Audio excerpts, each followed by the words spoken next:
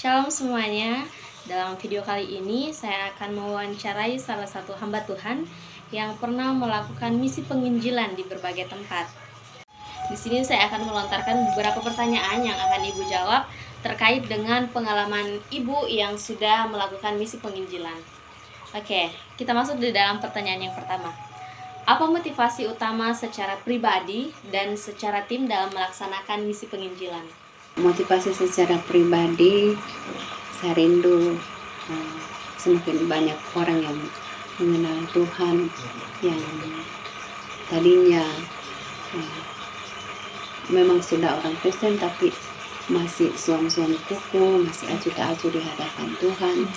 Dan motivasi saya supaya mereka lebih sungguh-sungguh lagi dan semakin banyak jiwa dimenangkan, untuk terutama dibebaskan, dilepaskan dan dipersembahkan kepada Tuhan Yesus. Kalau motivasi secara tim, apakah ada?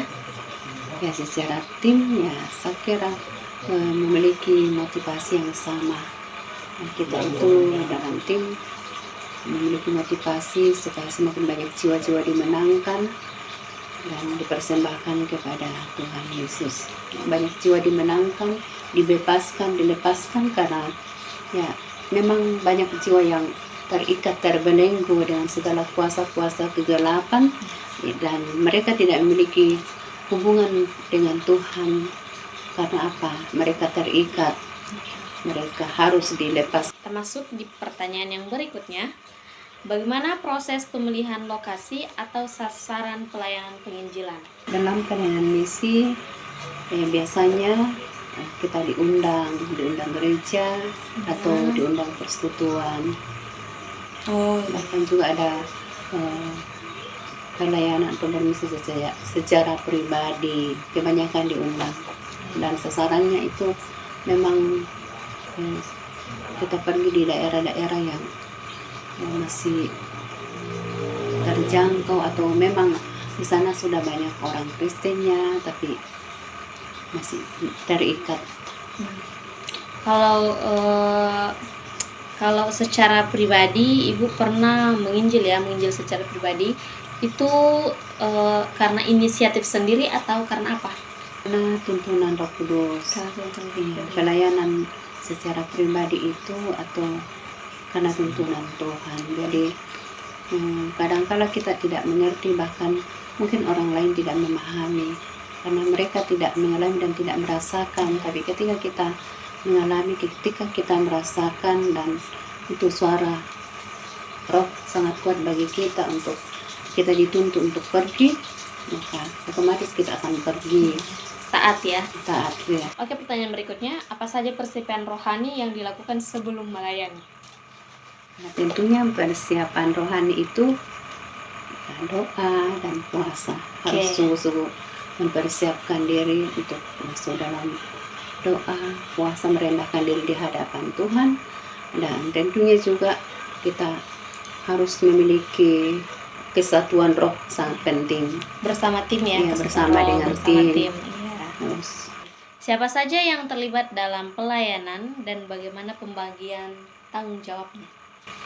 Yang terlibat di dalam pelayanan itu ya pastilah Ibu, salah satunya Ibu Pendeta atau Ibu Gembala kami, kemudian tim doa atau ibu-ibu yang lain, ada juga bapak-bapak atau ada pemuda-pemudi. Sudah ada pemuda-pemudi yang Ibu pernah temani untuk menginjil? Iya, pernah. Oke lah. Satu tim. Terus pembagian tugasnya itu seperti apa? Ya, pembagian tugas itu tergantung dari setiap karunia yang diberikan Roh Kudus bagi kita. Tergantung dari setiap karunia ya. Jadi kita sudah memiliki kepekaan roh. Mungkin karunianya ada yang pelepasan, ada karunianya yang khusus untuk berdoa, kayak begitu, seperti itulah. Pertanyaan yang berikutnya, bentuk pelayanan penginjilan apa yang dilakukan dalam tim misi? Entah itu kegiatan sosial, entah itu melakukan KKR, ibadah-ibadah di setiap rumah-rumah, atau seperti apa? Melakukan KKR seperti di lapangan atau gedung, kemudian kadang juga rumah ke rumah, Oke.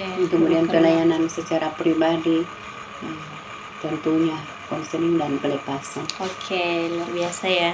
Pertanyaan yang berikutnya, strategi apa yang tim misi penginjilan pakai untuk membangun hubungan dengan masyarakat sebelum tim misi penginjilan masuk ke dalam tempat untuk diinjili? Yang notabene masyarakatnya kita sama sekali nggak kenal. Berbaur atau membangun hubungan dengan masyarakat. Pertanyaan yang berikutnya, apakah pelayanan dilakukan secara individu atau kelompok? Secara kelompok dan individu, kadang-kadang juga individu. Oke, jadi dua ya, jadi dua cara pelayanan misi penginjilan ibu kita ini yang ibu lakukan di berbagai tempat. Entah itu dia kadang dia melakukan misi penginjilan secara tim yang mungkin ada beberapa orang, dan kadang juga beliau melakukan misi penginjilan secara pribadi. Luar biasa ya. Oke, kita melangkah di pertanyaan yang berikutnya. Bagaimana tanggapan masyarakat terhadap pemberitaan Injil yang dilakukan? Ya, tanggapan sangat positif, kebanyakan yang tanggapannya positif, dan mereka memang senang. Mereka bisa menerima ya? Menerima dengan senang, bahkan terus memiliki kehausan. Pokoknya kebanyakan haus menerima untuk senantiasa dilayani. Jadi selain masyarakat mungkin bisa menerima penginjilan yang ibu dengan tim lakukan, mungkin di sisi lain juga ada penolakan dari masyarakat. Kadang juga ada penolakan. Lalu ketika ada penolakan, apa yang ibu lakukan bersama dengan tim? Ya, kalau ada penolakan ya tidak apa-apa. Harus memang kita kuat, dan lebih kuat lagi doa dan diterima, karena memang di dalam firman Tuhan juga kadang mereka diterima, kadang mereka ditolak. Itulah resikonya.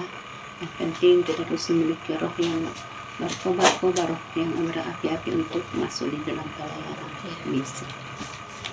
Walaupun ditolak, tetapi tetap kuat, tidak tawar hati, supaya mungkin ada di hari-hari berikutnya Roh Kudus menuntun dia lagi untuk datang di tempat itu, dan mereka mungkin boleh diterima lagi. Pertanyaan yang berikutnya, apa perubahan atau dampak yang terlihat setelah pelayanan penginjilan dilakukan? Banyak perubahan. Yang tadinya tidak ada sukacita ketika kita datang, kemudian ketika mereka sudah dilayani, mereka ada sukacita. Bahkan daerah juga itu kan tadinya gersang, tadinya jalan-jalannya rusak, kita jalan kaki, tapi setelah kita ke sana lagi, mungkin pelayanan pertama tidak seperti itu, tapi keduanya sudah ada perkembangan luar biasa. Itu semua karena tempatnya makin diberkati ya. Semakin diberkati, semakin semangat untuk menyerahkan Tuhan. Pertanyaan yang berikutnya, apa tindak lanjut tim penginjilan bagi orang yang baru menerima Yesus atau bagi orang yang baru diinjili? Kita usahakan ya selalu sedapat mungkin selalu mau dibimbing, dikuatkan. Mungkin kita tidak ke sana, tapi ada hamba-hamba Tuhan yang di sana yang kita bisa kasih tugas sebagai perantara. Oke. Untuk mereka terus dibimbing, diarahkan untuk semakin dekat kepada Tuhan. Kemudian kita berusaha untuk membuat jadwal lagi untuk pelayanan ke sana supaya mereka terus dikuatkan dan begitu. Next, ayat Alkitab apa yang paling menguatkan selama pelayanan berlangsung? Ini secara pribadi ya. Selama pelayanan berlangsung, karena memang tim kita adalah tim yang bisa dikatakan tim yang masuk selalu dalam untuk berperang peperangan ya.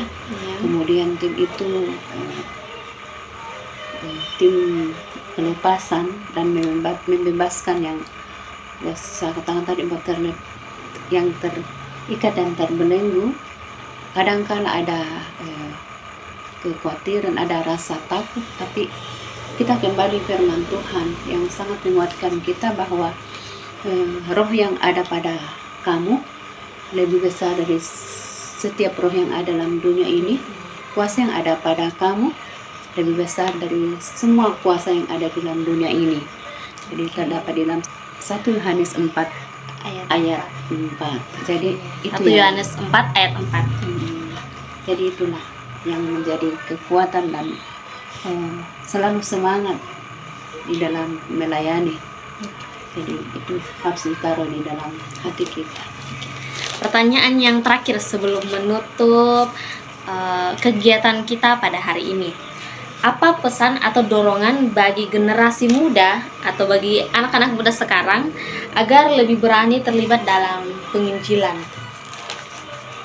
Ya, pesan bagi anak-anak muda masa sekarang yang tentunya pertama, bangun hubungan pribadi dengan Tuhan. Hubungan pribadi dengan Ya, itu yang Tuhan. terutama, harus hati kita, hati yang sungguh-sungguh melekat kepada Tuhan.